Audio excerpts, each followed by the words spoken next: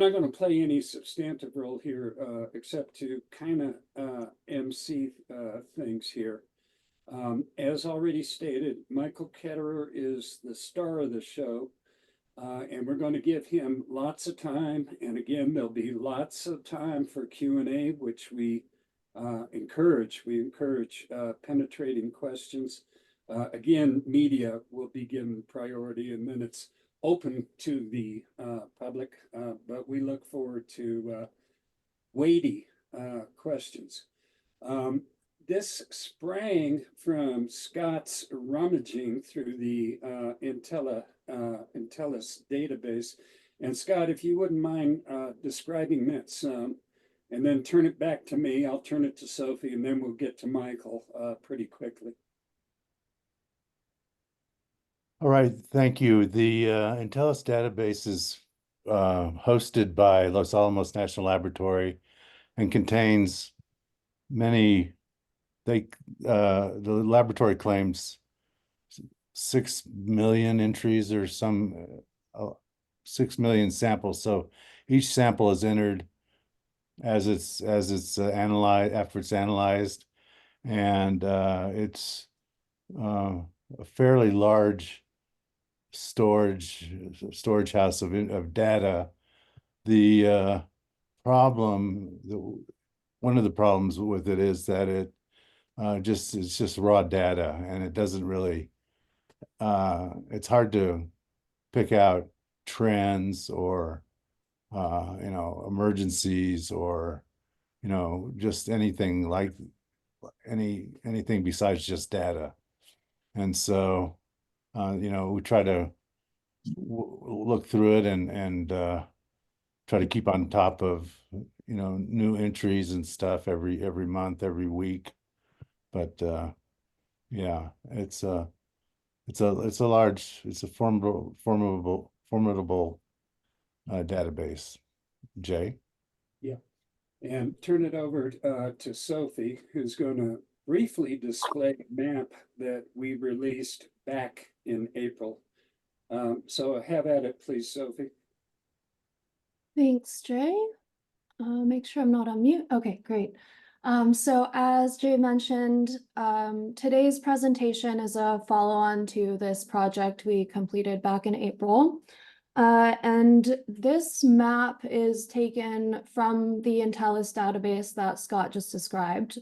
So we looked at plutonium-238 and plutonium-239-240 samples, and we mapped those over time. So up until 2023, we have all of those results in there. And as Scott mentioned, it was a ton of results. We ended up distilling it down to about 60,000 in this map. And I'll describe the filtering a little bit. So as I mentioned, it's all plutonium-238 and 239-240 samples. And then we excluded samples that indicated background fallout radiation. So in order to do that, we used two parameters. If a sample result showed as being below 0.054 picocuries per gram and within 6 inches of the surface, then it was presumed to be background fallout radiation and excluded from our map. And that definition was taken from the lab itself, those parameters for the background. So we have all of this information on our website on the Los Alamos National Lab cleanup page. So this is the front page of the map, and we also have a letter from Dr. Ketterer corresponding to our work and Lannel's methods for sampling as well. So there's this map and a back page explanation as well. So I encourage everyone to go and read this back page and explore this further. But what I also want to show is that we have an interactive version of this map. So if you go, you can see here, this is the menu. And we have the plutonium 239, 240 samples and plutonium 238 separated out. We can, or you yourself can look at only the background radiation for plutonium 239, 240, for example. This is the background fallout only. And then there's a couple other filtering parameters, but if we just turn all of that on and then the background fallout off, we can look at these samples taken in Entellus. And again, I would encourage anyone who's interested to go and explore this map further. And I'll just demonstrate how we use this map to further our research here. I think it's loading a little bit slowly because I'm on the Zoom screen share, but we were able to isolate a couple different areas along Acid Canyon.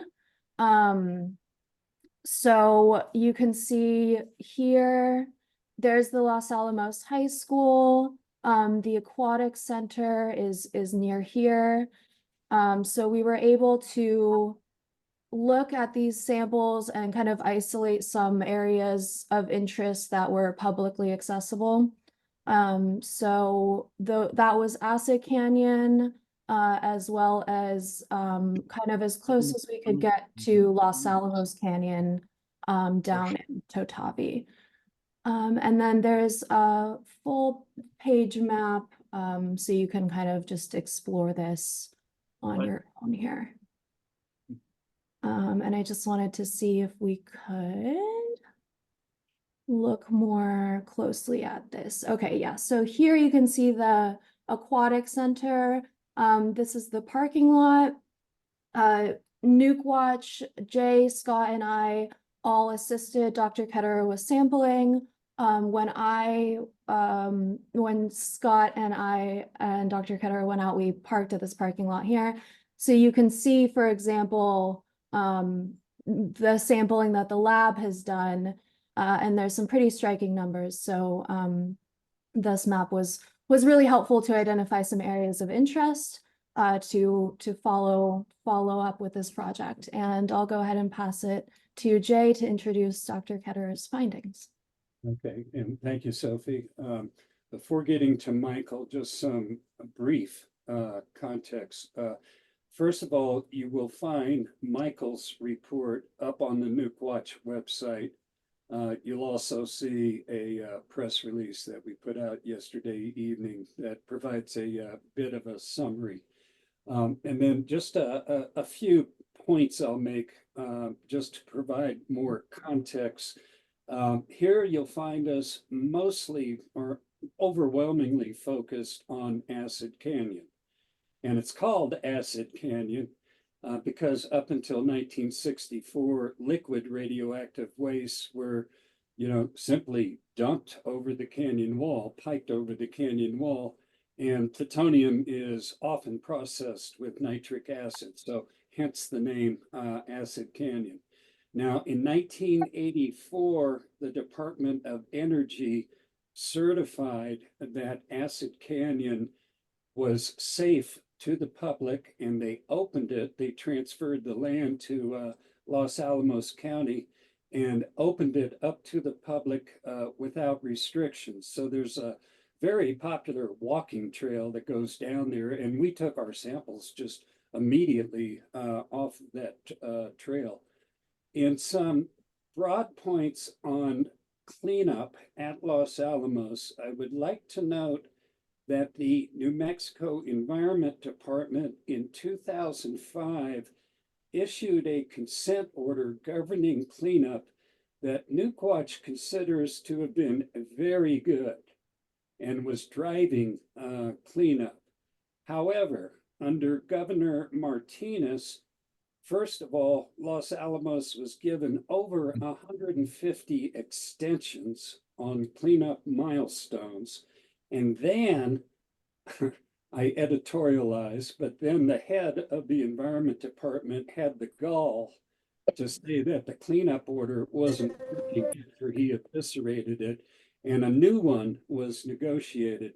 My bottom line point is that cleanup at Los Alamos is long delayed, and in fact, funding is going to be cut 15 million roughly from this present fiscal year 2024 to 2025. So we have, in Newquatch's view, poor cleanup to begin with and declining funding when we're using today Acid Canyon as a prime example of where there should have been comprehensive cleanup from the get-go.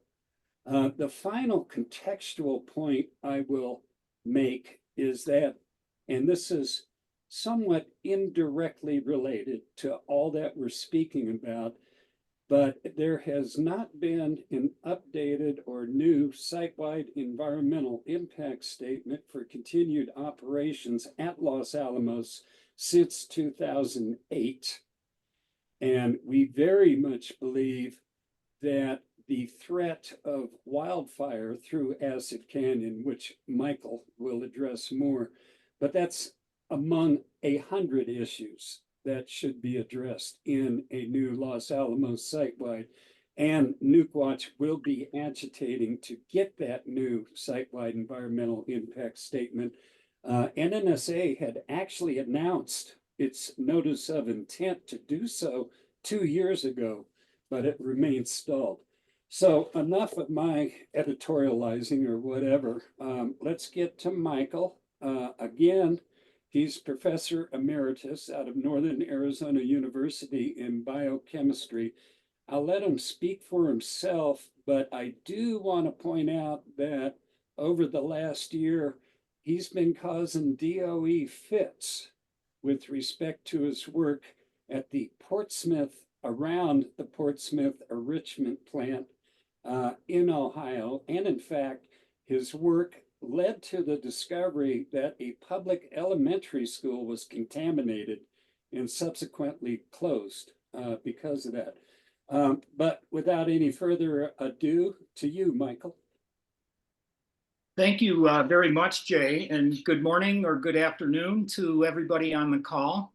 You're most welcome to call me Mike or Michael. I'm your neighbor, New Mexicans. I'm your vecino. I hang out in Colorado and Arizona.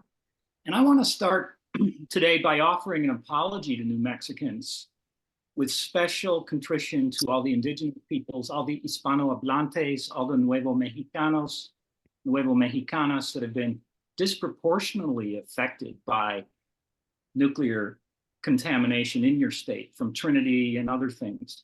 You're the first downwinders, New Mexicans, and you're also among the first downstreamers. And I'm introducing this word downstreamer here as a word today because, señores and señoras, I'm a downstreamer too, not of Los Alamos, but I'm a downstreamer of a different place in Western New York called West Valley.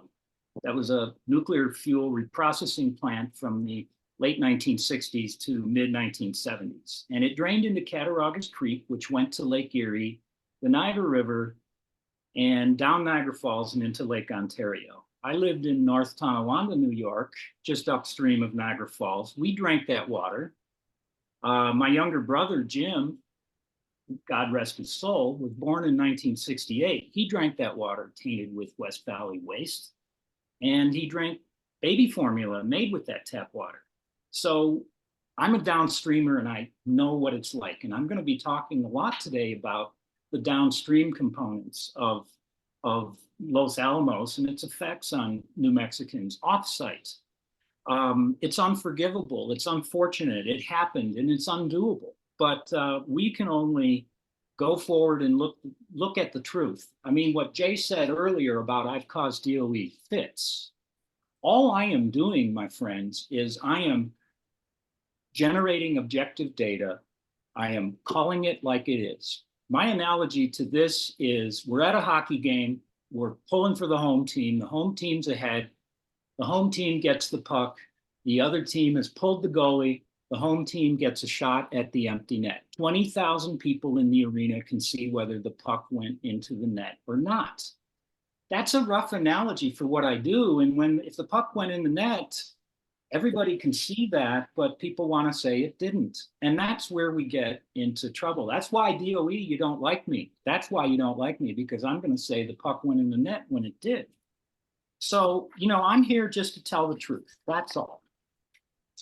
So I'd like you to refer to my report. It's posted, as Jay said, on the Nuke Watch website. It's somewhat of a hybrid between a PowerPoint presentation and a narrative report.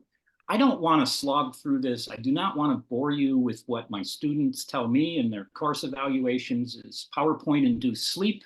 I'll leave you to look at it.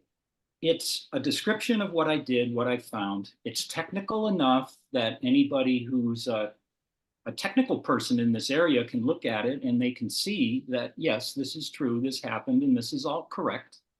But it's also, I'm writing this as my testimonio. This is my statement for the permanent record to New Mexicans of what we're seeing in summer of 2024, 80 years after these things started happening. So on the PowerPoint, I'm just going to refer you to a couple key slides, number 11 and number 20. These are the crux of the matter as to the subject. I want to introduce New Mexicans to plutonium fingerprinting. It's an important thing in your state because it's going to tell us what came from where. So plutonium is a almost exclusively synthetic element. It's made in reactors and explosions. It's a mixture of different isotopes or nuclear forms, 238, 239, 240, 241, 242, 244. Those are all found in various samples of plutonium. But the 239 is, of course, the fissile isotope that people want for pits. But we can grade the plutonium, for instance, fingerprint it, just by measuring the atom ratio, 240 divided by 239. Take a sample, extract the plutonium from it, use an instrument called a mass spectrometer, which is what I've been doing for a long, long time. And if you measure that ratio, you can see what's going on. If you see a number of 0.18 or somewhere near that, take a look at slide 20 and look at the brownish band at the top. That's called global or stratospheric fallout. That's ubiquitous in the Earth's surface. And it comes from 50s and 60s atmospheric nuclear weapons tests. The former Soviet Union, the US are responsible for most of that. But that can be found here and there and everywhere. I found fallout very similar to that in Truchas, New Mexico. If you have something like 0.05, 0.06, that's characteristic of Cold War era, weapons grade plutonium, 1950s and 60s. Rocky Flats used materials like that to make plutonium pits. But if you see a ratio that's like 0.01, 0.02, I'm calling that super weapons grade, which is not my term, but that's used in a review article. But that's what the earliest produced plutonium in the Manhattan Project. That's the signature that it had, because at the time, and I'm not going to get into the nuclear physics, I probably don't even understand it that well, but too much plutonium-240 was recognized as being detrimental to making plutonium pits in the early days. So there were attempts made to reduce that content. The Trinity test had 240 over 239 of about 0.02122, somewhere in there. It's been published. So we can grade the plutonium with this scale. And in this case, it's just telling us from where is it. So our data tell us where is it from. Our data can also tell us how much, because we add a known amount of one of the isotopes, 242. It's called a spike or a tracer. I'm adding 28 picograms to these samples. 28 picograms is a decimal point followed by 10 zeros and then 28. So I can compare the 239 signals and the 240 signals to the 242 as an internal standard. That ratio basically tells us the mass ratio. And I used a liter of water to produce the data that are shown in the bottom left of slide 11. And it turning the crank on the numbers, it's somewhere around 1 nanogram of plutonium is present in 1 liter of water. And I'll come back to that. So you could call that in EPA language 1 part per trillion. Okay, well, it takes a long time to produce this nectar. I work for days and days in rooms without windows that look like the pictures on my slides there. I get about 10 or 12 of these nectars analyzed in an hour when we get going with the mass spectrometer. I should add, this is all done at Northern Arizona University in the chemistry and biochemistry department. I'm actually more of an analytical chemist and not really a biochemist, but we have a radioactive materials license with the state of Arizona. Plutonium-242 is on that license so that I can use it. I'd like to thank Jim Biddle, the radiation safety officer, and my colleagues, the analytical chemistry faculty, Jenny Ingram and Victor Ramos Sanchez. I'm the retired guy, I'm an emeritus. I get to go there and do some work on my own time. I help the department out, talk to students and things like that. So on to my report. It's telling you what I did and what was found. You have 1, 2, 3, 4 categories of questions. How much? Who's it from? How far did it go? And how bad is it? I think I can help you a lot with the first 3 questions. How bad it is, I think, is a matter for a lot of other disciplines, but I'll add my perspective on that too. What I found here in Acid Canyon, my friends, is I'd say pretty much the most extreme plutonium contamination scenario I've seen in an off-site, uncontrolled environmental setting that I've ever seen in my career, 20 to 25 years, something like that. I've collected lots of samples. I've analyzed tens of thousands of plutonium samples. This is way, way, way, way, way at the top end of the charts in terms of how much. This is extreme contamination. I'd have to compare it to trinitite, Chernobyl proximity samples, samples from near the Palomares accident. That is how contaminated this is. Anything I've analyzed, hundreds of samples from near Rocky Flats do not come close at all.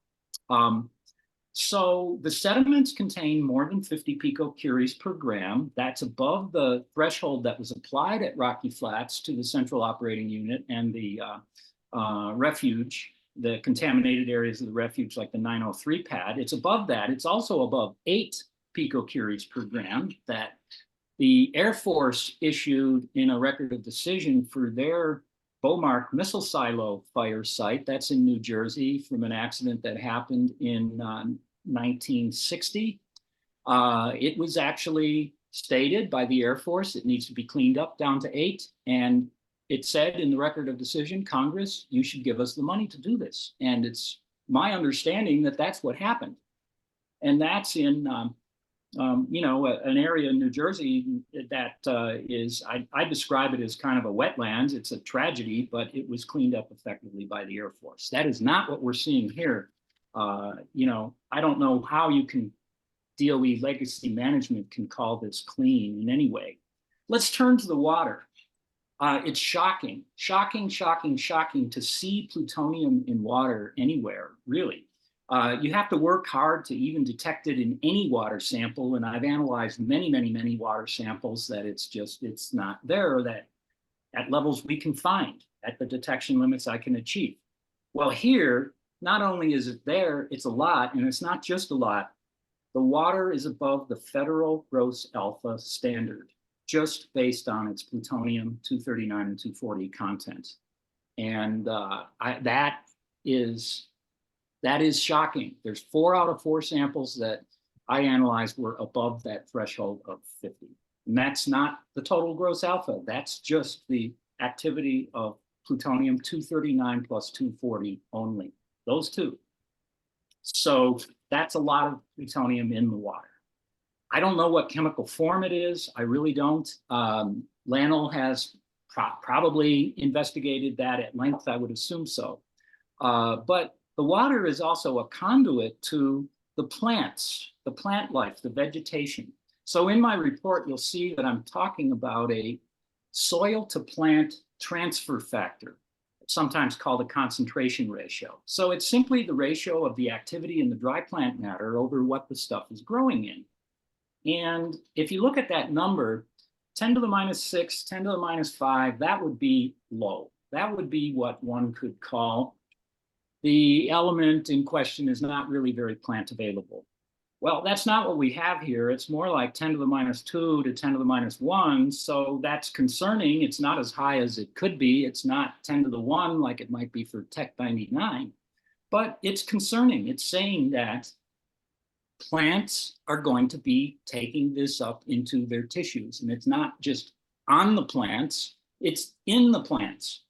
I went there and gave a little haircut to the very top of the vegetation, stuff that was a week old at most, you know, right when the water was trickling down the arroyo. So what this vegetation is suggesting to me is that this signature, this isotope signature needs to be followed a long ways downstream. So how far? I mean, that's not really known. You can look at Intellis's data and you can see the data points and it becomes ambiguous how far it goes into the Rio. But the laboratory has previously shown their own contamination in Cochiti Lake. I think this isotopic tracing would be able to show it well into the Rio Grande and to the south from there. I don't know the answer to that. That's obviously something that people in the state of New Mexico, especially the downstreamers, really need to know. So who's it from? What do the isotopes tell us about this? Well, if it's not apparent to you already, it's from Los Alamos. All of this that I'm seeing in the downstreamer contamination, this is all from Los Alamos. New Mexicans, you guys can do this too. Your state needs a community instrument, not one run by the state or the locals or by DOE, one run by the community. You can do this too. The instrument that I'm using here is really old. You could buy one like it for less than $10,000. And there's literally thousands of these ICP-MS instruments here and there and everywhere. Wastewater treatment plants have them. Drinking water labs, clinical labs, hospital labs, research labs, you can find hundreds of them here and there and everywhere. Where's it from? It's from Los Alamos, of course, and I think it's some of the earliest plutonium contamination in the Northern Hemisphere. Maybe there's stuff of similar age up by Hanford. Back to the extreme scenario in the water. I'm going to try to ask this question rhetorically to EPA Administrator Michael Regan. Do you know about this scenario, sir? Do you know that this is happening? This is above the federal gross alpha standard. There's no federal standard that I know of that applies other than that. Do you know that it's happening in an area with full public access? Anybody's child or dog can go down there, contact the water, the sediments, the plants. What actions has EPA taken or should EPA taken to stop this? I'm a former EPA employee, Administrator Regan, 1987 to 1993. I worked for the Office of Enforcement, and you know, we were schooled that this would not be a good scenario, and there would be a lot of stuff. We would be very busy if we saw this. So what standards do apply? None, really. 80 picocuries per liter is only in violation of federal gross alpha standard. The legacy management website seems to say it's all fine. It's well above 1.5 picocuries per liter, which is New Mexico's guidance. But I want to point out it's way, way, way above Colorado's promulgated standard of 0.15 picocuries per liter, 239 plus 240. So at Rocky Flats, this standard exists in Colorado because of Rocky Flats. There are water contamination problems. So the Department of Energy, along with Colorado Department of Public Health and Environment and US EPA, made an agreement, the RFLMA, Rocky Flats Legacy Management Agreement. DOE samples, reports, complies with that standard in Colorado. So rhetorically, New Mexicans, why not in your states? Compare that to here. You know, this would have been cleaned up at 50 picocuries per gram on the central operating unit at Rocky Flats. There would not be 80 picocuries per liter going out Walnut Creek and into the city of Broomfield's reservoir. that would not have happened at Rocky Flats because it was a Superfund site and it was dealt with. So Administrator Regan, you have to answer for this, I think. So plants, the plant uptake is very serious in my mind. It's showing that it can go into the food chain. It's an obvious natural resources damages issue, but let's turn to fire. And I'm coming to the end, so let's just talk about fire. It's weighed very heavily on my mind since my July visits last month to the Acid Canyon. I don't know about the fire history in the proximity of Los Alamos, but I'm going to tell you about a fire I know a lot about, and that's the 2021 Marshall Fire in Colorado. It's in Boulder County, my home county. It started from an unknown source on a day with episodic high wind conditions. Within about 20 minutes, it burned hundreds of homes, caused $1 billion of damage, 2 lives were lost, and it just torched right through a short grass prairie with some pinyon and juniper and ponderosa, if that sounds familiar. If this fire would have been a few miles to the south, it would have burned right through the Rocky Flats Central Operating Unit and the National Wildlife Refuge, and it would have blown contaminated fly ash right into the northwest suburbs of Denver. Well, at Los Alamos and Acid Canyon, you've got the exact same scenario here. It is shocking to see this fire danger right in the midst of a public area.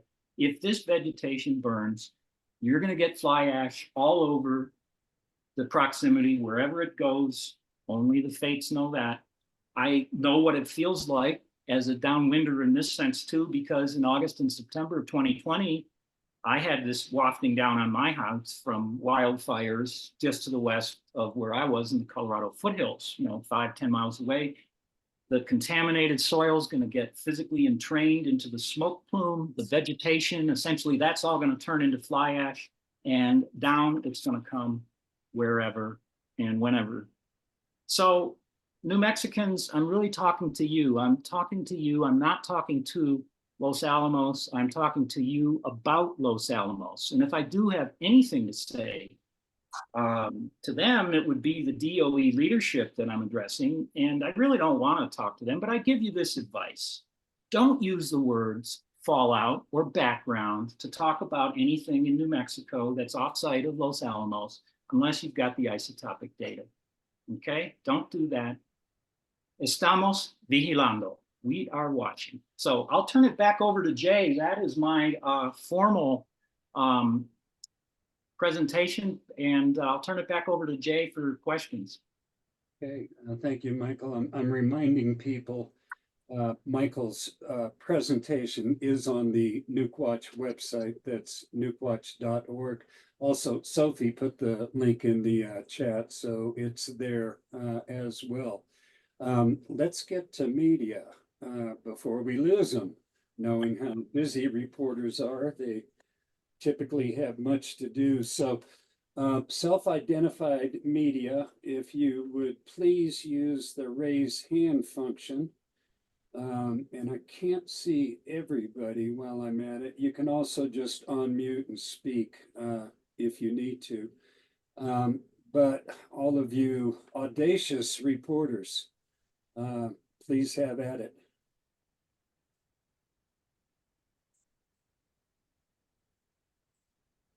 I'm not seeing any raised hands.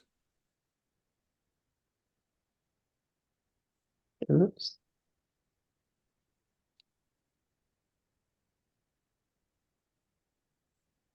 Well, if media is not going to do it, I'll open it to anybody.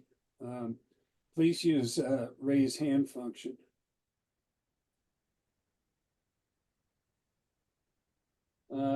Okay, Bobby Vaughn was first to put his hand up, and then we'll go to Lee Blackburn. Make sure you're unmuted, Bobby.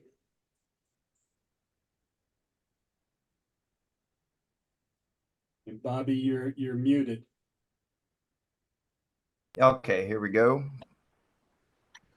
Yeah, I might have missed the details when he was describing, he was comparing it, the catastrophe near Los Alamos to well-known nuclear accidents. My general question is, what well-known nuclear catastrophe could the radioactive contamination near Los Alamos National Laboratory be compared? Well, thank you for the question, Bobby, and good to see you today. I didn't use the word catastrophe to describe any of this, but I called it an extreme scenario. And as I said, I have not seen an environmental setting that is completely unrestricted. You know, it's not on say the Trinity site, for instance, which is restricted access. It's not the Rocky Flats Central Operating Unit, which is federally protected. This is an unrestricted area. I've never seen anything quite like it in the United States. It's just an extreme example of very high concentrations of plutonium in soils and sediments that really, you know, it's hiding in plain sight.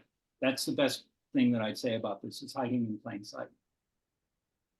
I've had the capabilities to go do this 20 years ago. I wish I would have.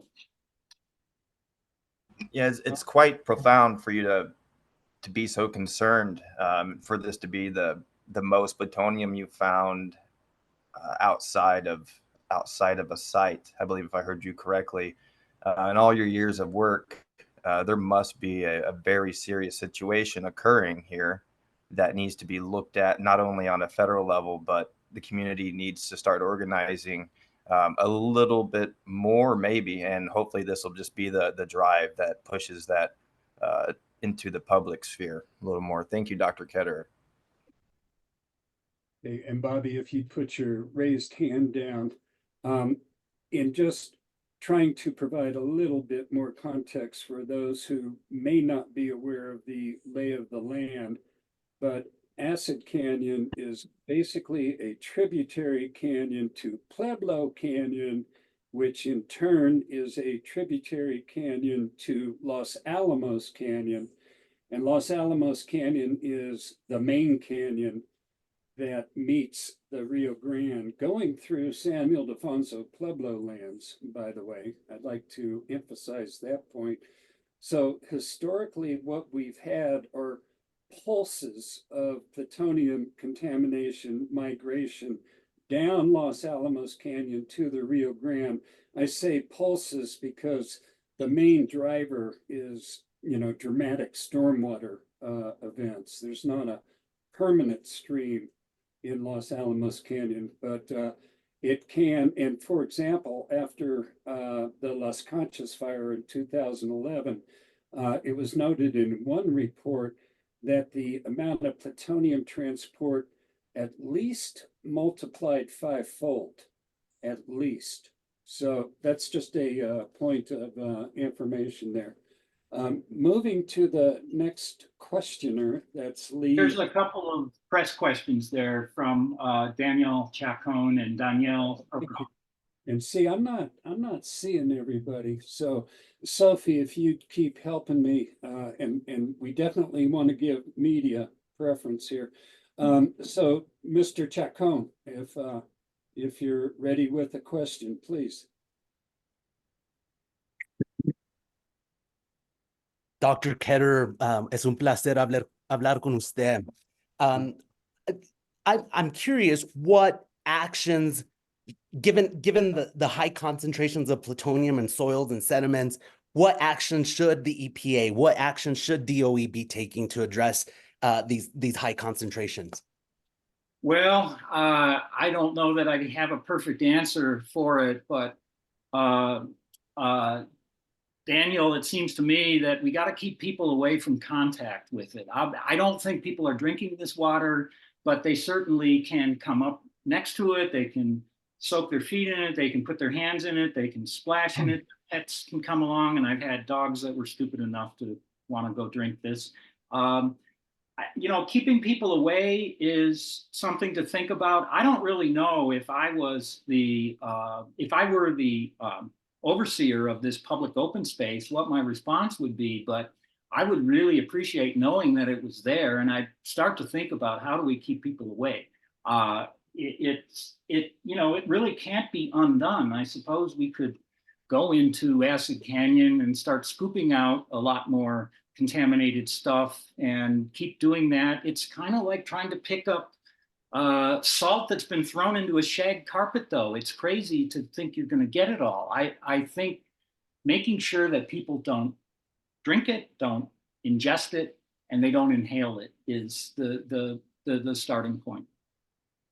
Well, I would like to suggest that both the Department of Energy and Los Alamos County are derelict by not posting warning signs. I think that much should be stated.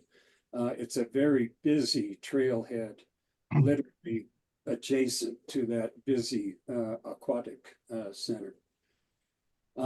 Question, Jay, Susan Montoya Bryan from the AP.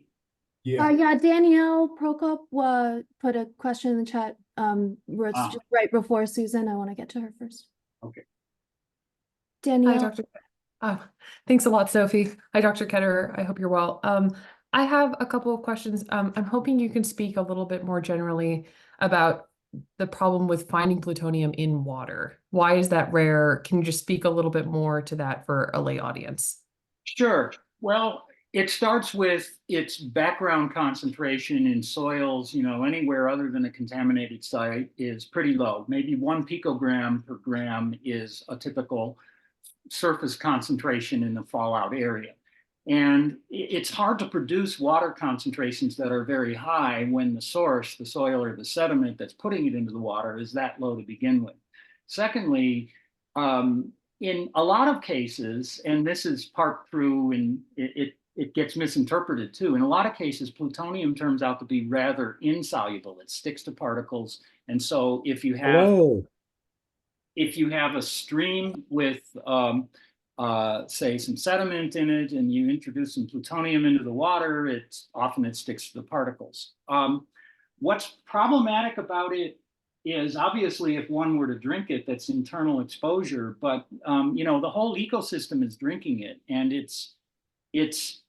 if it's in water, it's also a problem from the standpoint of transport. It's moving downstream. This water is pushing this plume of contamination continuously. It's been doing this for 80 years. It's going to continue for centuries and millennia. It's working its way downstream.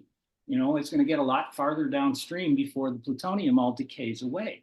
So the water is a conduit for transport. I can't say whether it's dissolved, whether it's a colloid, whether it's micron-sized particles. I don't know, but it's going with the water, and it's not normally found at all in water, and there's a regulatory vacuum here. And I'm sorry, one more question.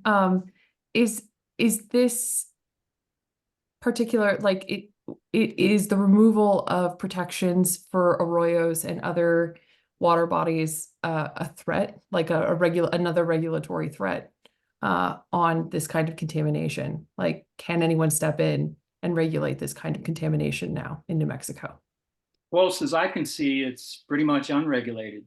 There's not really a soil or sediment cleanup threshold that applies. You would think it would be 50, but that's not a well-defined number. Sometimes it's 8, sometimes it's 50. It kind of is whatever the DOE says it can clean it up to. Yeah, be quick.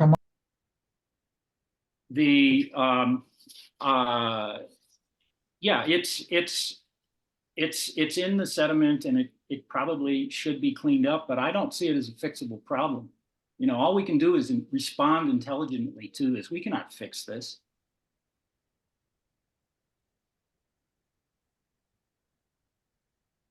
Okay, do we have more media with questions? And again, I'm hampered myself in seeing Michael, do you want to read Susan's question? Yes. Okay, so Susan Montoya Bryan from the Associated Press. Hi, Dr. Ketterer, Susan from AP here. Sorry, can't get my hand raised here. Since this is a popular hiking and biking area visited by many, are you suggesting that people steer clear from this area? Immediate health impacts from exposure during recreation? Well, not really. I don't think I'm saying that. I'm saying be aware. don't live in a fantasy land, if you live in Los Alamos, that this place is not impacted by legacy contamination. This is a good example of it. I think postings, as was pointed out, is highly appropriate. This is not some pristine alpine stream at all. This is, you know, a plutonium contaminated open sewer is what it is.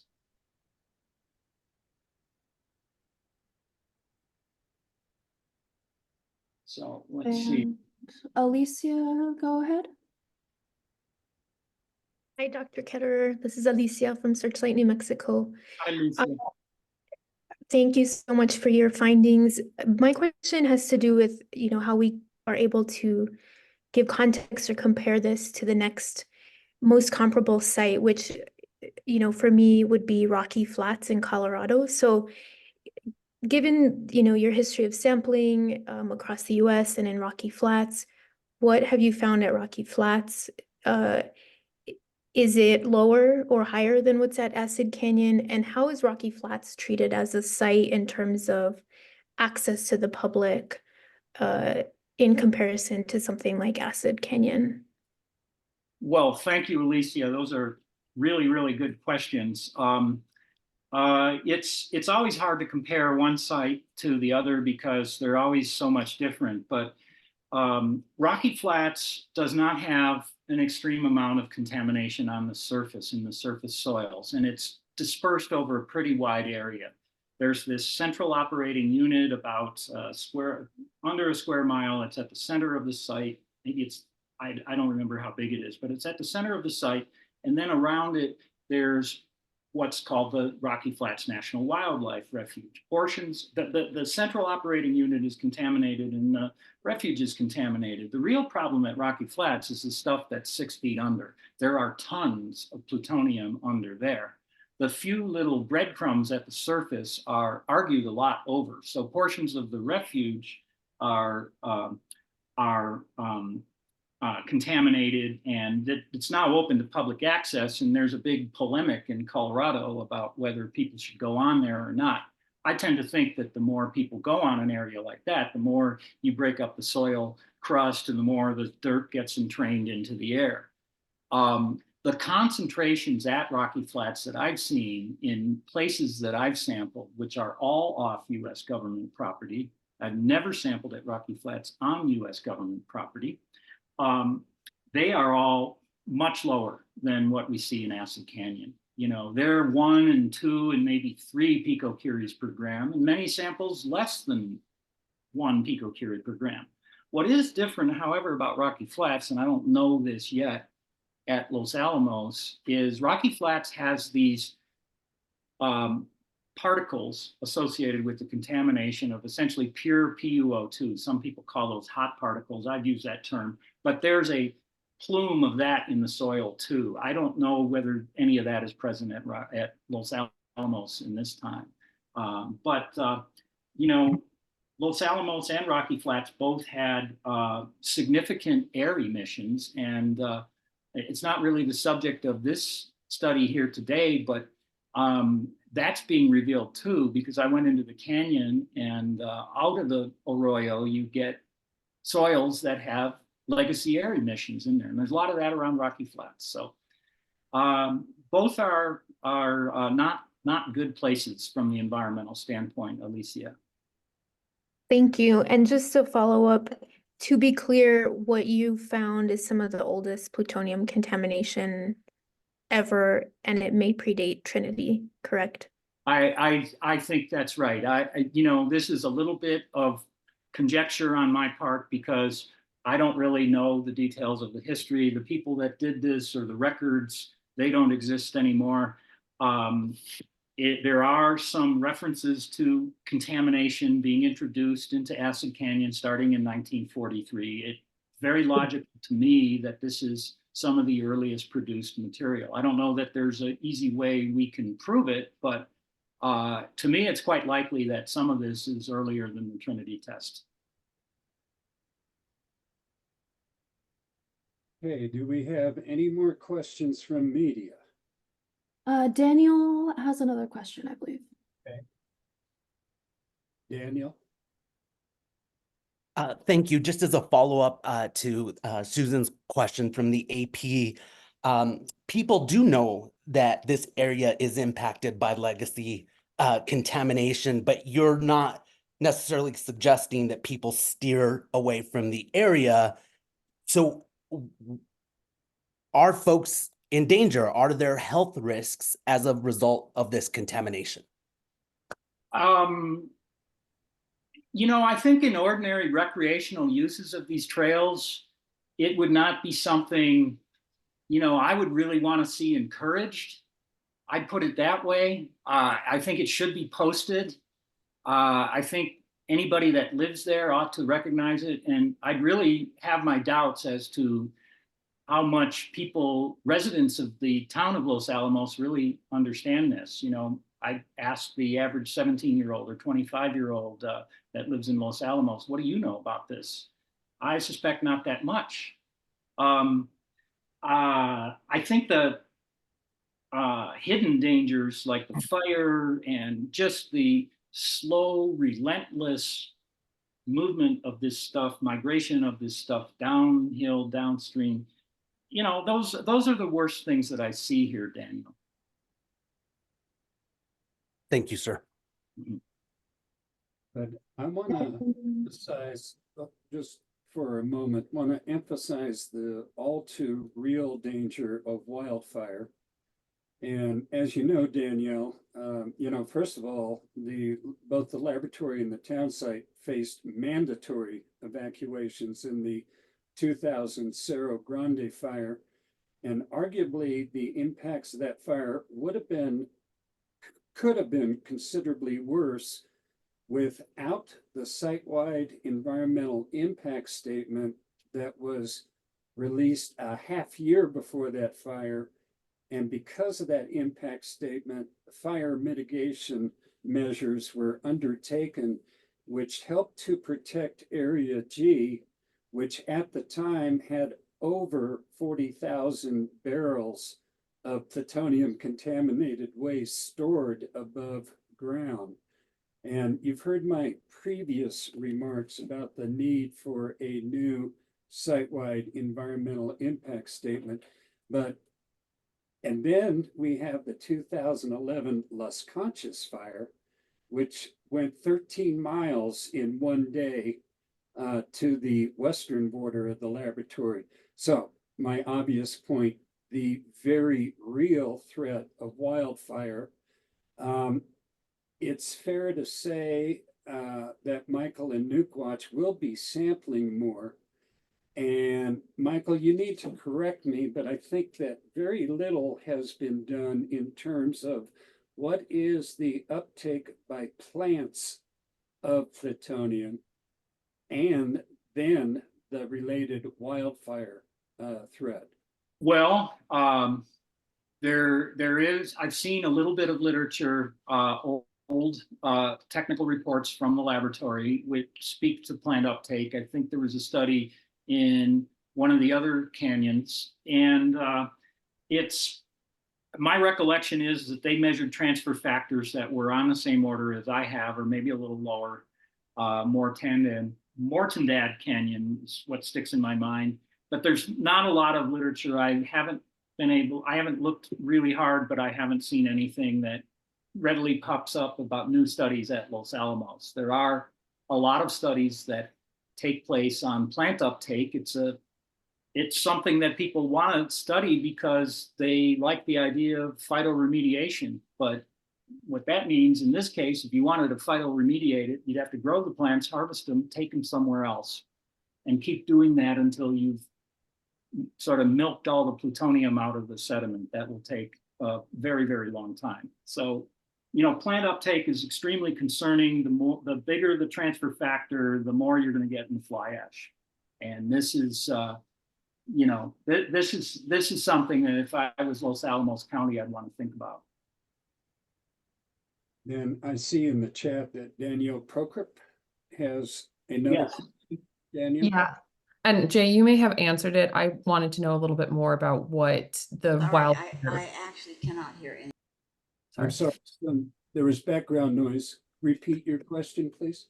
Yeah, I think you may have answered most of it, Jay, but I just want to touch one more time on what is needed on preventing like a wildfire incident with this. And it's looking for more of the site-wide environmental impact study. Is that my best understanding of that?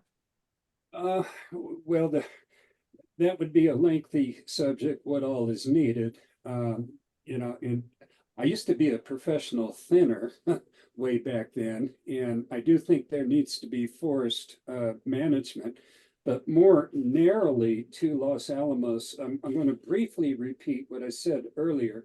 There was a 1999 site-wide environmental impact statement. In the draft, DOE did not analyze the threat of wildfire. I and others made the comment that DOE must do that. DOE did. In the words of the New Mexican back in the day, DOE came out with a hypothetical fire that was ignited in Bandelier National Monument. And as the New Mexican put it, it was eerie how the real 2000 Cerro Grande fire matched the hypothetical fire.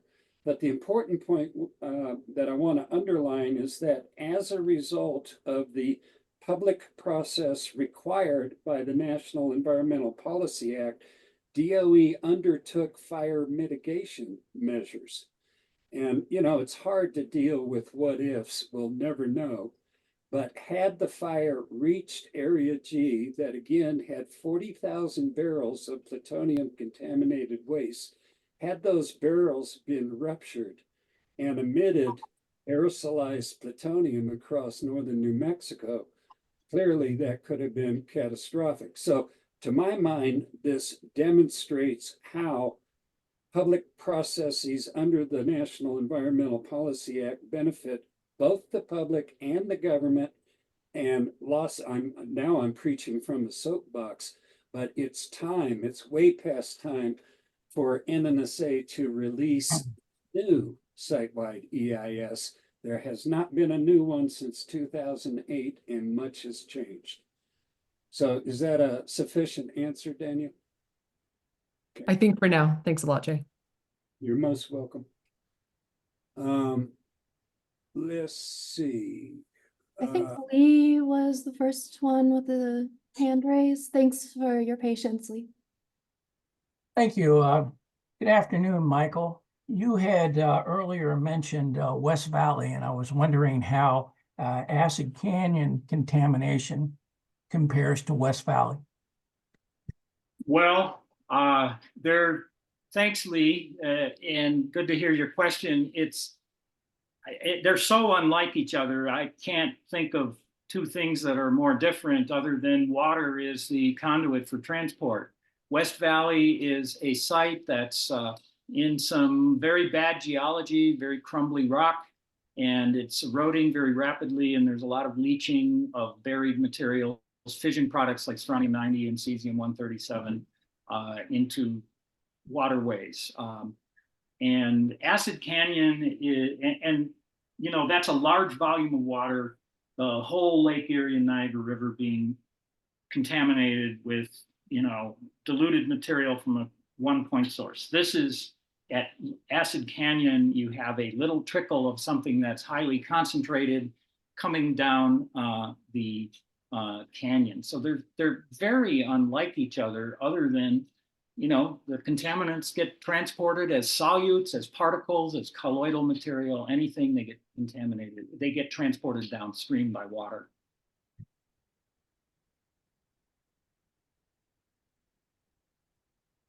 Thank you. Yep. There's a couple of other questions that I see in the chat. There's one from Tom Lubin. Shall I read it? Yes. Okay, do I understand correctly that the plutonium contamination in and around Lano is not a significant threat to public health, and should an epidemiological study in the county and other areas, nearby areas, be conducted to identify excess cancers and other adverse health effects? Tom, I am not a public health person. I'm not qualified as a toxicologist to say anything that is responsive to your question. And all I'm saying here is it's above 50 picocuries per liter. In my training as an EPA person, no if, and, or but, that's a serious situation. You know, it's Flint, Michigan, if anybody's drinking it. Of course, nobody's saying they're drinking it here. You know, I think these are all good questions that you bring up. You know, why don't we ask the people who did this? Why don't they do it? Why, the people who caused the problem are the ones who ought to maybe answer those questions, not me. And then there's a question here from Eileen O'Shaughnessy. Shall I read that? We Dr. do have a couple other hands raised. Oh, okay. Go ahead, Sophie. I think Scott, hey Scott, go ahead. Hi, Dr. Ketterer. Thank you so much for all your work. I live out in California near Lawrence Livermore National Laboratory, and its Site 300 recently, which is a high explosives testing range involved in nuclear weapons work, recently had a wildfire on site. And I'm very concerned about the impacts you're talking about from wildfire on Acid Canyon. And I'm wondering if you can say a little more about what the effects of fire would be, how it would make this contamination airborne, and if there's any kind of air monitoring or anything that could be set up in case a fire were to happen to understand what the impacts might be from the smoke, like how to measure the radionuclide contamination in it, or anything else you might suggest that the local governments or regulators do to protect the community in case of a wildfire. Thanks. Thank you. Well, that's really an excellent series of questions, Scott. I'm not that familiar with the Site 300 matter, but it sounds, I know that part of California a little bit, and yeah, it's a very, very fire prone area. The same kinds of things I'm sure can happen in any of these systems. But I haven't really gone into a lot of the nuts and bolts here today about what happens when a contaminated area like this burns, but there are scientific studies that, you know, essentially show what appears in the air, what fraction of the surface soil contamination gets entrained into the air, what appears in the fly ash in association with wildfire. There are specific studies that have shown that, you know, in wildfires, and this is a concern for wildfire anywhere, there's global fallout, cesium-137 in all of these soils, and that, you know, is being entrained into the air during fires. So I believe it's, you know, it's something we ought to think about. The residents of Boulder County and neighboring counties in Colorado are very concerned with the fire. The fire possibility, I see it as a low probability event. It's a very low probability event, but it's really, really bad if it happens in just the wrong way. You know, I'd put it that way. It's the hitting the iceberg that you can't afford to have happen. You can't. I don't know what the emergency response is, but I know that in Colorado, the locals were very concerned about that. So they reached out to DOE, and DOE basically said, well, that's all a local problem.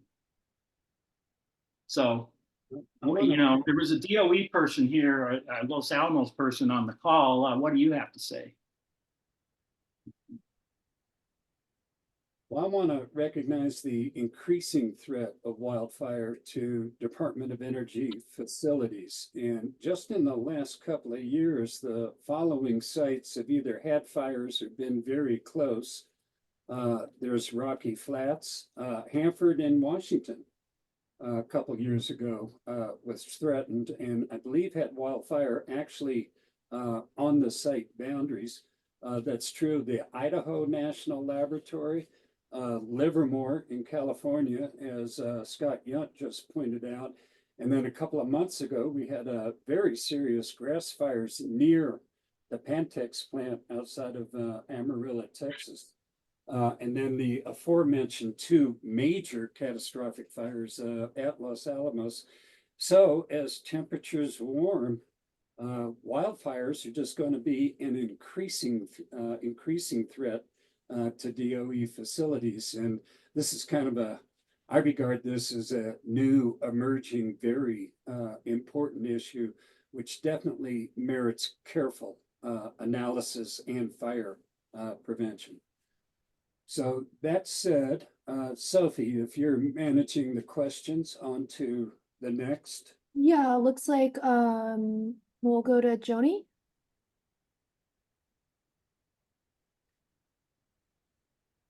And Joni, you're on mute, it looks like. I wanted to provide some additional information for Dr. Ketterer with regard to what's happened in the South Fork of Acid Canyon.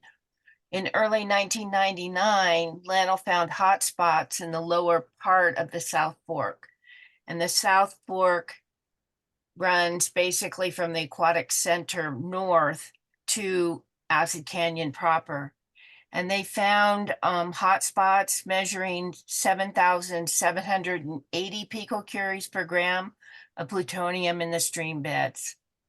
And so when you're talking about the plutonium moving through the watershed, I think this is a good example of, they did do a cleanup. They argued about an average cleanup of 280 picocuries per gram. But the problem with the 280 was it was horizontal and vertical averages. And it was 10 times higher than the amount of other cleanups on LANL property as opposed to public property. So CCNS has an example of the different cleanup levels that we did back in 99 timeframe with beads in glass jars to show that, and that's on our website under double standard, just to give people an idea about how New Mexico is not cleaned up to the same levels as other states or other sites in other states. I think it's important that this decrease in many ways from 7,780 picocuries per gram down to I think you found less than 100, indicates what Marian Naranjo with Honor Our Pueblo Existence told me a long time ago. Not that long ago, but just saying the plutonium's gone. It's already in the Rio. And I think your work with Nuke Watch is showing that compared to what it was 25 years ago. And that's a concern as well. You know, who's responsible for releasing that volume or that amount or that dangerous amount of contamination from, you know, historic legacy operations at LANL. So thank you. Thank you very much, Joni, for the comments. I was aware that there was a little bit of additional remediation done in small areas in the late 90s and so on. I think most of the work was completed in the 80s, and it's just, to me, a very good example of their cleanup is really impossible. I mean, the public has a view of cleanup that you can just go out there and it's like picking up the dirty clothes on the floor of your room. It does not work that way. These atoms are intermingled with everything, every mineral grain that's in the arroyo, and it's all over the place. I should say that my samples were pretty much between the very top of the canyon by the aquatic center and down a little ways. The locals will know where this is, where the LANL automatic water sampler is. So that first, half a mile or so. Okay. The concentrations are all over the place, as I described in my report, ranging from very low to very high. There's a lot going on. It's a very complex environment, but a huge amount of work shows that the contamination moves downstream. In the 90s, there was a bunch of work done by William Graff, G-R-A-F, professor of geomorphology, geology, but mostly fluvial geomorphology. How do sediments move in rivers, dry land rivers, western rivers? And Graff's work has looked at this in detail and addressed the complexities. And basically it shows that over time, it's dependent upon stream energy. That's where the stuff goes. So it may not move at all for a year or two if there's a drought, but then, let's say there's a big flash flood in the arroyo, you could get this stuff pushed miles downstream in no time. And I think those kinds of things do happen. And people that aren't familiar with, Western rivers, they don't really get it for me to say things like that, So it's clear that there's levels in Acid Canyon that are concerning. I'm even more alarmed to hear of the 7,000 or whichever, but to me, 70, 80, the numbers that I have on my high end of my concentrations, those are extremely concerning. This is dozens of times the naturally occurring uranium-238 activity is about 1 picocurie per gram. Generic activity is that. You've got many more times that is the plutonium-239 activity. And to me, it's not been properly addressed. The Air Force cleaned up the Beaumark missile site to 8. Why is that not? Why does not New Mexico deserve that? Right. And why does DOE think that they can get away with not doing, or the? Oh, if they think it's okay, I have a few bottles of this water in storage. If I get to meet Secretary Granholm, I'll say, if you think this is okay, why don't you drink up? Yeah. And I just want to note that what they found in 99 was that the area from the aquatic center down had less concentrations than the concentrations that were found closer to where the South Fork intersects with the main fork of it. But there's, even the levels are really high. And then anecdotally, I've heard from residents in Los Alamos County that there's a lot of foot cancer in dogs that walk in the canyon. I am not surprised at all. I think I've heard the foot cancer in dogs statements before, and I can tell you anecdotally equally distressing. There's the same reports from the Westminster, Colorado dog park downwind of Rocky Flats, where I found the PuO2 particles. So maybe there's something there. It's worth a question. But to return again to the sediments in Acid Canyon, the heterogeneity is so large that probably what you need to do is take hundreds of little grab samples, and this is in my report, I'm sieving it to -200 mesh, 75 micron and smaller particles, and I'm saying, I'm going to analyze that, and that from a given location is going to kind of tell me how contaminated it is. And it's going to be an enormous amount of work to get a reasonable handle on that. I have just a little tiny patch of skin from the whole elephant. Right. Well, I'm so grateful for all your work. Thank you. Thank you. Thanks, Joni. We'll go to Ken.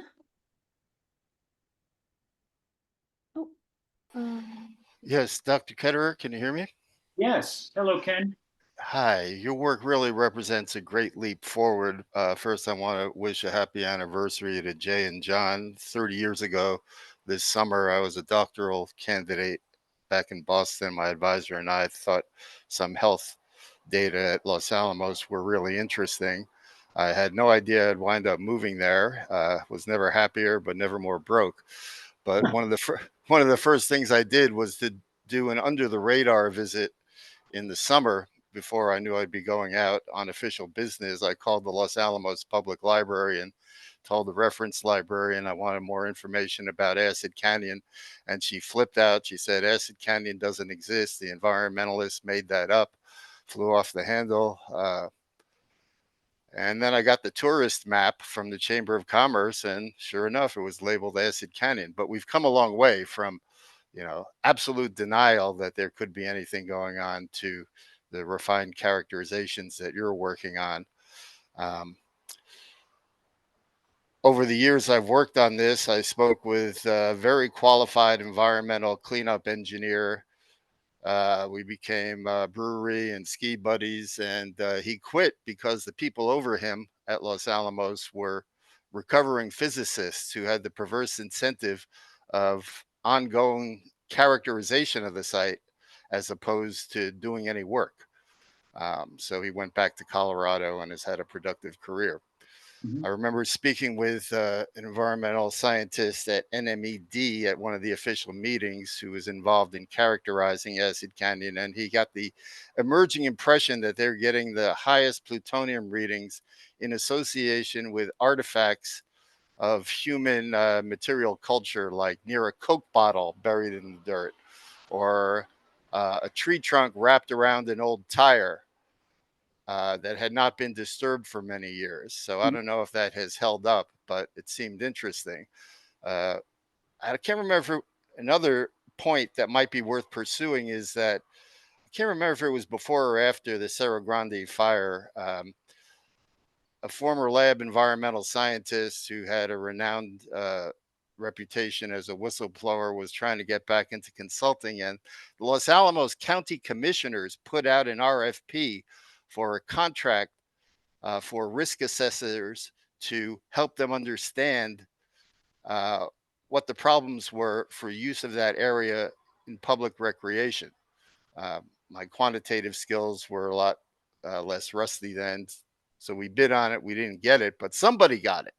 So it'd be worth looking to see what that report sometime around the year 2000, 2001 concluded. And now finally a question. You get down to Los Alamos Canyon, then onto San Ildefonso land. Seems to me the exposure pathways might change. There'd be greater reliance on plants, perhaps, among our Native American friends, and then energized vehicles. After an arid period of weeks or months, seems to me a pickup truck or a four-wheeler or a motorized bike would entrain dust in the air, and that would be not an oral ingestion hazard, but a respiratory hazard. And we know plutonium causes lung cancer. So, thanks, Ken, for the comments. And with respect to your last question, I completely agree with you that downstream, well past the Acid Canyon into the lower Los Alamos Canyon, in the Pueblos, the Ildefonso, and even farther down into the other areas. The sediments in the arroyos are still contaminated. That's really where you can find it. If you go to the, above the arroyos in the same locations, right out of the arroyo, there'll be very little because you're far removed from the air emissions path. But the plants are going to be contaminated in the arroyo a long ways down. I think that's a need for the citizens of New Mexico to understand that. And it's concerning that anybody that wants to use a plant like sage, it's a good place to get it. If you want to harvest it, you go to the arroyo because that's where it grows when the monsoon flow comes. Well, the sage takes up the plutonium, you burn it, it's going into the air. And you're also absolutely right about, like off-road vehicles, if they're going up and down in the arroyo, that's entraining dust into the air. And the people that are right where those dust clouds are inhaling it, they're getting exposure that way. Health physicists have probably thought about all of these things, and perhaps that community will tell us it's all no pasa nada, none of this is anything to worry about. But my question then is to New Mexicans, did the laboratory ask your permission to put this stuff there? thank you. Thanks, Ken, and we'll go to Eileen, who also has a question in the chat. Yeah, thanks. Thank you, Dr. Ketterer, for your work. I appreciate that you've, made sense for the public, the data dump at Intellis. It's really important, and it's been really sobering listening to how contaminated and how dangerous Acid Canyon is. My question is about connecting your research, which is what you said earlier, is this is historic plutonium. This is maybe the earliest forms of plutonium. And of course, we know that that is far from the only source of plutonium at Los Alamos National Labs. And in fact, they're currently talking about amping up manufacturing and production of plutonium pits. So can you just say a few words about any connections you see between your findings here and the plans to expand plutonium pit production? Are you concerned about further contamination and migration? Well, thank you kindly, Eileen, for a really penetrating question. I would say this: there's a disparity of priorities among the people in the U.S. government that are directing what Los Alamos does. It's full steam ahead, make pits. We have to do this by 2030 or whatever the schedule is. The priorities are pumping millions and billions and trillions of dollars into that, and all of the mental energy is going into that. And it seems like this environmental stuff is just an afterthought. It's a joke to them. Secretary Granholm, your employees treat this type of matter like a joke. And I think there's a failure at Department of Energy on this. There's a failure of US EPA. There's a failure at the state level. Here's a state that, a lot of people in the state want to make plutonium pits, and there is no state or federal standard that applies to plutonium in water.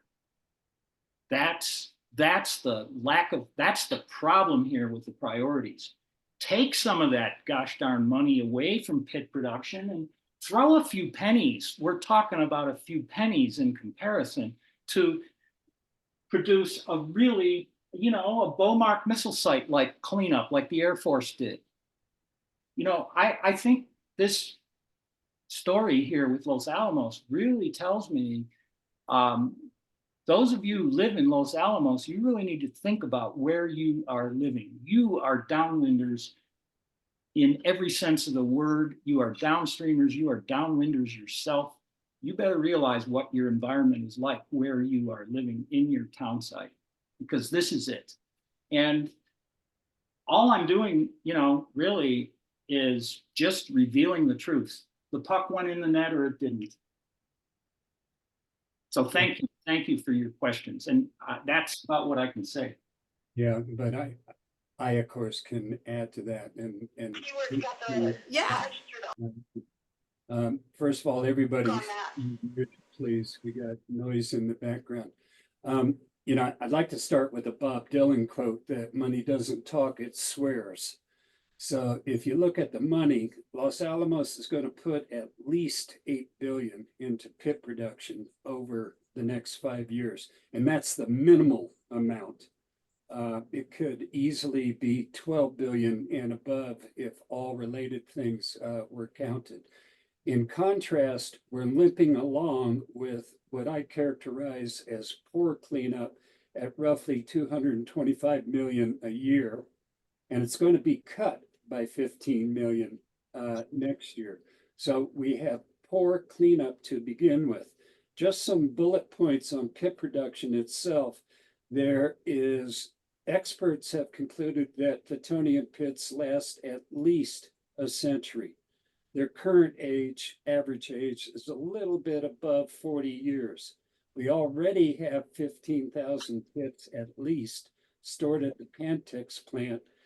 If there's any take-home point on pit production, it is this: no future pit production is to maintain the safety and reliability of the existing nuclear weapons stockpile. Instead, it's all for future new designs that may need to be tested. It could prompt the U.S. back into testing. So that's my propaganda elevator speech against pit production. But as Michael said, This is a matter of prioritization, and let's meet the needs of New Mexicans. We need the environment around Los Alamos comprehensively cleaned up.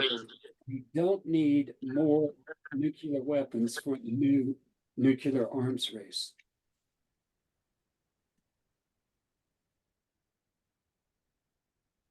Great, and Kale Walker had a similar question in the chat. So I think we answered that. Aren't these findings valid pushback against planned plutonium pit production? So It shows the priorities of our own government.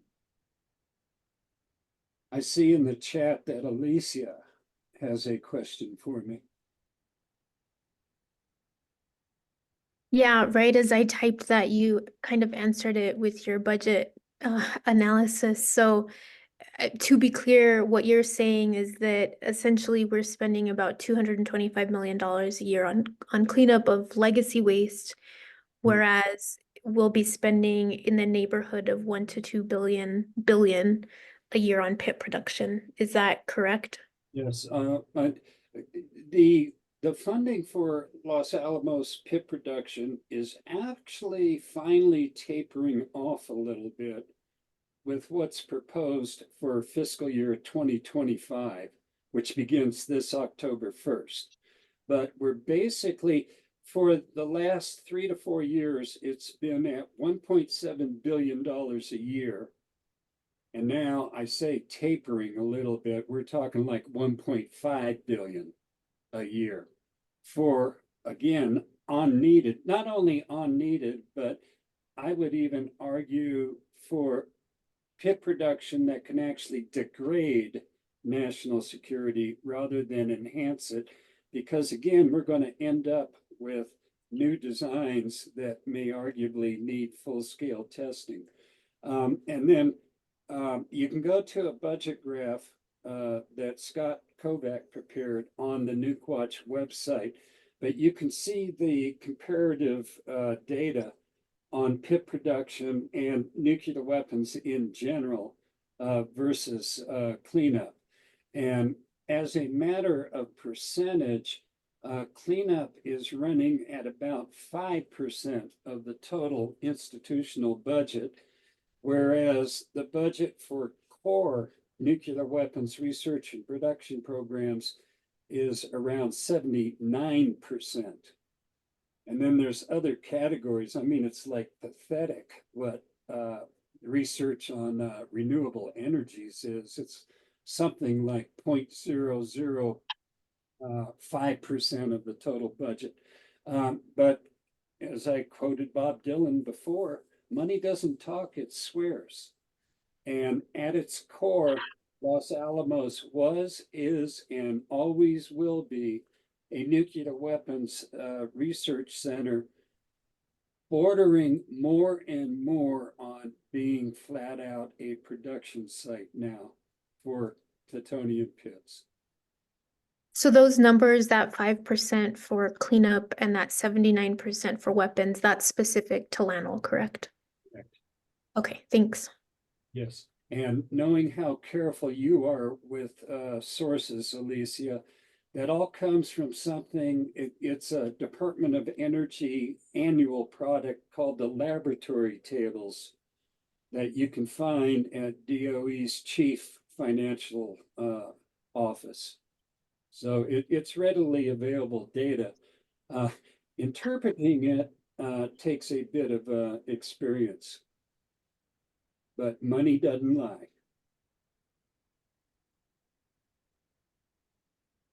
Well, folks, any more questions? There's a comment in the chat from Miria Gomez. May I read it? Certainly. So, Dr. Ketterer, Nukewatch, I think you should extend this research into Bio Canyon. We need to be talking more about the Rala tests, 254 tests, 1944 to 1962, which took place in Bio. Thanks for your work. I most definitely agree, and I'll look forward to talking with you about that soon. And just to decode that, Rala is radioactive lanthanum, a major series of tests related to the development of ongoing nuclear weapons designs. I recall reading, this is just to illustrate the scale of these tests. And again, this was in writing, but I can't, you know, at my fingertips, I don't have the particular citation. But during a winter test, blue snow fell on Eagle's Nest Lake. So these Raleigh tests had a definite radioactive plume across northern New Mexico. And I'm pleased to hear Michael say that, yes, these deserve investigation. So thank you, Mariah, for making that comment. I would point out also these tests took place on the northeast side of the lab at that time. So those tests were pretty much contiguous to San Ildefonso and Santa Clara Pueblos. And I think that's of particular interest as an environmental justice issue. And there's been no epidemiological work on this or anything that I'm aware of. So again, thank you, Mariah. Yes, and thank you, Mariah, also. And, you know, I really think that the Raleigh tests are something that needs to be looked at. The short-lived radioisotopes that were used in those tests are long since extinct, but there were all kinds of high explosive used with obscure metals like thallium, which is very toxic. There's probably a great deal of uncharacterized contamination from those tests. Any further questions? I encourage anybody to have at Michael Ketterer. Dr. Ketterer, any questions? Back to you, Bobby. So my question here is, what's the next step? What should the public do, in your opinion, to be effective in raising awareness in the community? Well, I think the public needs to be engaged. They need to really view and absorb the truth instead of listening to things like, you know, the county employee who said there's nothing to see here. You know, we need to face the truth, and that's really the key thing. I am not an activist. I'm a scientist. People say that I'm an activist, perhaps so, but you know, I've kind of done my job here, Bobby. The rest of it is up to you know, the rest of us. And I'll add, Yeah. we will take some additional sampling, but on a different issue and as a specific item, I point to the need again for a new site-wide environmental impact statement for continued operations of the Los Alamos lab. And what we've discussed today should just be one amongst 100 issues that should be discussed in a new site-wide environmental impact statement that I would argue is legally required to be updated pursuant to the National Environmental Policy Act. So for local New Mexicans, I'm suggesting that as something, as a specific item that should be pushed for.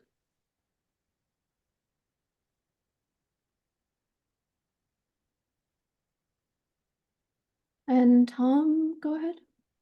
Yes, thank you. I've long been impressed by, I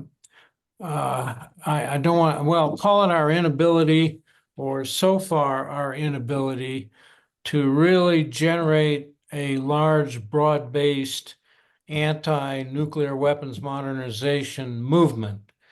And I just wanted to comment that those of you who are a little older will remember the MX missile fight the MX racetrack missile system that Reagan wanted to put in Nevada, was defeated. That was with the help of the Mormon Church. Also, I remember the American Peace Test, which operated out of Las Vegas and which was able to get together thousands of people 60 miles north of Las Vegas in the middle of nowhere, where the road takes off to Mercury, Nevada, for their Mother's Day actions. And whether it was largely because of what the American Peace Test did or for a complex of other reasons, underground testing was stopped. So a lot is doable if we can just muster enough momentum and people to oppose. Thank you, Tom, for offering those thoughts. I should add that, I have my own private opinions on all those subjects, but really all that I offer publicly is I call it like I see it when I see environmental contamination. Just the facts. Just the facts. Well, if there's no further questions, the idea of lunch is becoming attractive. So I agree. Thank you, everybody, for coming and for the attention and the discussion. And with that, I think we shall bring this to a close. I reiterate what Michael said. Thank you all very much for participating. Please save the chat. Somebody save the chat. I just got here, so I need someone to send it to me. Sure, And- we'll keep the Zoom open for a bit for anyone who wants to save the chat, and I'll have the recording of this up by tomorrow latest on the nukewatch.org website. Thank you. Okay. With that, adios, everybody.